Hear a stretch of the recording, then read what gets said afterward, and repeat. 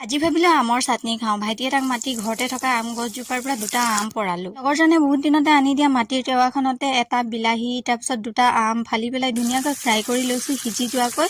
লগতে কেইটামান জলকীয়া আৰু কেইটামান নহৰু ফ্ৰাই কৰি লৈছো। আজি যিহেতু গা মন ভালে লাগি আছে সেইকাৰণে বনায়ো ভাল লাগিছে, কাৰণ অলপ মানে টেষ্টিকে বনাবলৈ হ'লে অলপ সময়ো লাগে হয়নে। এনেই বনাই দিলে আৰু ইমান ভাল টেষ্টি নহয় খাবলৈ। আৰু এইফালে মই কেইটামান আদা দি ললো ধুনীয়াকৈ মিক্সাৰত, তাৰপাছত সিজাই লোৱা আম মানে ফ্ৰাই কৰি লোৱা আম আৰু বিলাহীখিনি ধুনীয়াকৈ ইয়াত দি দিছো। দেখিছেনে কেনেকৈ দিছো? আপোনালোকেও এবাৰ বনাই খাই চাব, বহুত টেষ্টি হয় চাটনিকণ।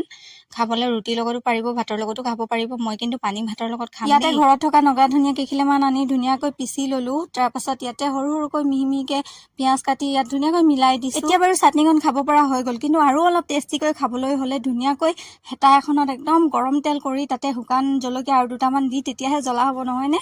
আৰু তাৰপাছত তেল মাৰি দিব চাটনিকণত। আৰু এতিয়া হৈ গ'ল মোৰ চাটনি তৈয়াৰ। এনেকৈ খাই চাব, বহুত টেষ্টি লাগিব। বাই।